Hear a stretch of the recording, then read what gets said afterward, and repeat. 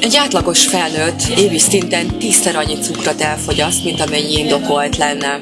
Sütemények, fagylaltok, édes tészták, és meg annyi olyan termék, amiket a boltokban vásárolunk, és nem is tudjuk, hogy tartalmaznak cukorkészítményt. És akkor még nem beszéltünk azokról a rejtett cukrokról, amiket a különböző félkész termékekben lehet megtalálni.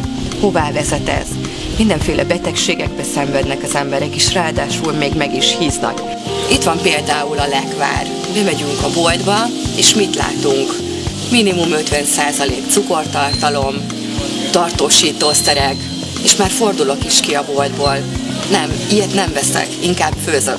Vagy pedig elmegyek és megvásárolom helyi termelőktől. Itt vagyok Szentendrén, megyek Évához lekvárt főzni.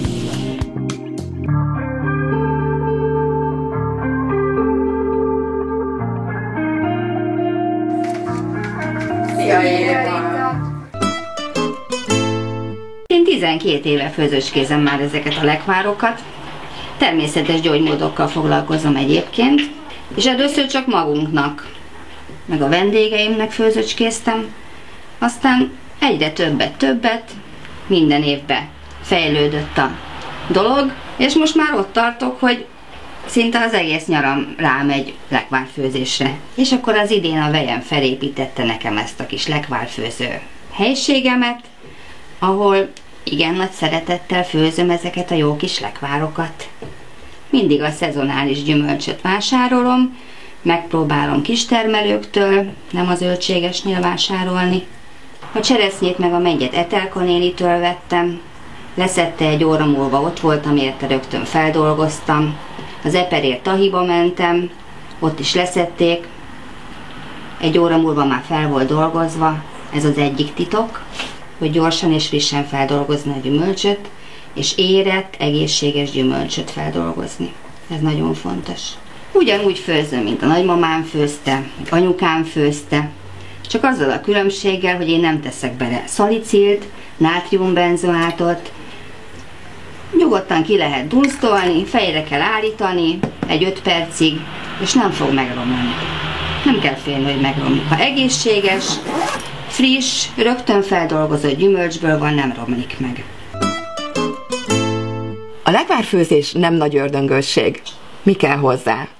Érett és nem sérült gyümölcsök, valamilyen édesítőszer, ami általában cukor vagy természetes cukorféleség, zselésítőanyag, és nagyon jól kigőzölt üvegek. És persze némi idő.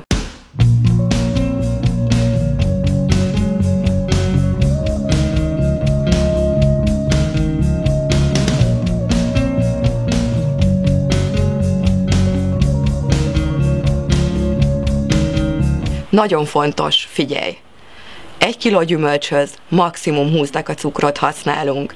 Vegyél friss gyümölcsöt, használd fel minél hamarabb, sterilizáld az üvegeket, és a lekvár nem fog megromlani. A lekvárt rákenhetném a kenyérre is, de ennél egy sokkal dinamikusabb reggelit találtam ki.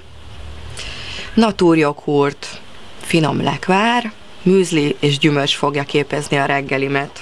Pohár aljára teszem a műzlit, erre rákerül a naturjoghurt, amit nagyon finom házi lekvárral fogok ízesíteni. Még egy réteget teszek, tehát még egy réteg műzli, aztán a finom házi joghurt, a lekvár, és a végén a gyümölcs.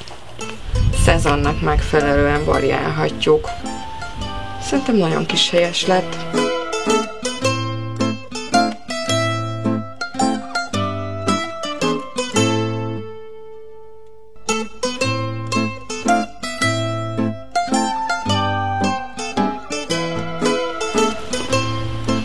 Baláska, majd a pohárból!